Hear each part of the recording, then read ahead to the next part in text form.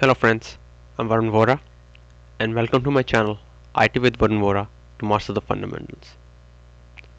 Friends, as we move forward in our ITGC journey where we have completed all control areas under logical access and change management ITGC categories, and we have started the vulnerability management area under information security ITGC category. Today we'll move forward and learn how to test vulnerability management for Linux and Unix server. So let's follow the steps in the process.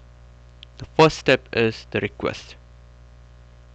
For vulnerability management testing, what we need is the vulnerability scan reports for the Linux or Unix server for our assessment period, which can be 6 months, 1 year, 2 years, and we need these scan reports based on the frequency of the scan.